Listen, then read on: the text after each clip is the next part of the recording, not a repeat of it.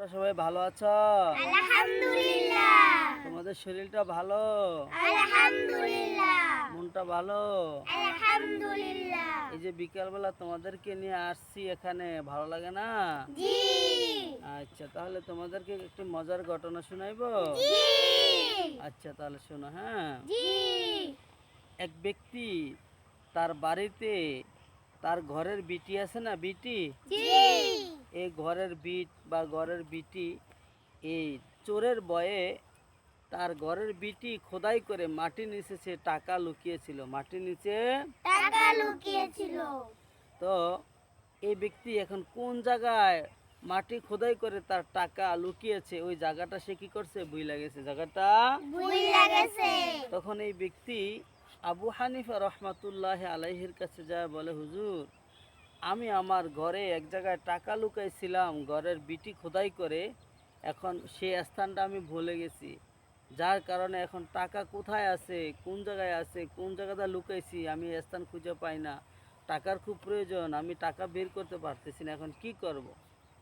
আবু হানিফা রহমতুল্লাহ আলাই বলে যে যদি তুমি এই নামাজের মাসালা জিগাইতা, রোজার মাসালা জিগাইতা, হজের মাসালা জিগাইতা, তাহলে আমি তোমাকে বইলা দিতাম, কিন্তু তুমি টাকা লুকাইছো কোন জায়গায় এটা আমি কিভাবে বইলা দেব। তবে তোমাকে আমি একটা কৌশল শিখাইয়া দিই। একটা কৌশল কি? শিখাইয়া দেই। সেই কৌশলটি হলো, তুমি তোমার বাড়িতে যাবা, যায়া ভালো মতো অজু কইরা তুমি নফল নামাজে দাঁড়াইবা। যতক্ষণ পর্যন্ত তুমি টাকার কথা নামাজের মধ্যে মনে না উঠবে, ততক্ষণ পর্যন্ত তুমি নামাজ শুধু পড়তেই থাকবা, পড়তেই থাকবা। তুমি যখন নামাজ পড়তে থাকবা তখন দেখবা নামাজের মধ্যে শয়তানও মানুষকে ধোঁকা দেয়, বিভিন্ন জিনিসের কথা মনে করাইয়া দেয়। দেখবা তুমি নামাজে যখন দাঁড়াইছো, হইতে পারে নামাজে দাঁড়ায় যখন নামাজ পড়তেছিলে হঠাৎ তোমার মনের মধ্যে ভাইসা উঠছে তুমি কোন জায়গায় টাকা লুকাইছো। তো ওই লোকটা বাড়িতে চলে গেল, বাড়িতে যাওয়ার পরে সে কি করলো, সে অজু করে নামাজে দাঁড়াইছে, যখন নামাজে দাঁড়ায় নামাজ পড়তেছে হঠাৎ তার মনের মধ্যে ভাসিয়ে উঠছে যে আমি তো আমার ঘরে আমার খাটের নিচে অমুক খাটের পায়ার নিকটে দিয়ে আমি খোদাই করে কি করছিলাম, টাকা লুকাইছিলাম। তখন সে নামাজ ছাইরা তাড়াতাড়ি করে সে খাটের কোনায় কি করলো, খোদাই করে দেখলো যে তার টাকা সে জায়গায় আছে। ঠিক আছে না? তাহলে দেখো শয়তান মানুষকে কিভাবে ধোকা দেয়, নামাজের মধ্যেও দুনিয়ার কথা মনে করায় দেয়।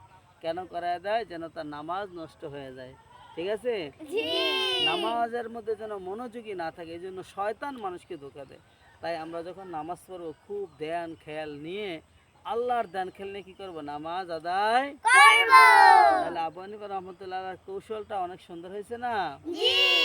দর্শক, যদি ভিডিওটি ভালো লাগে আপনারা লাইক শেয়ার কমেন্ট করবেন, ইসলামের বাণী পেজটি ফলো করবেন। সকলকে ধন্যবাদ। আসসালামু আলাইকুম।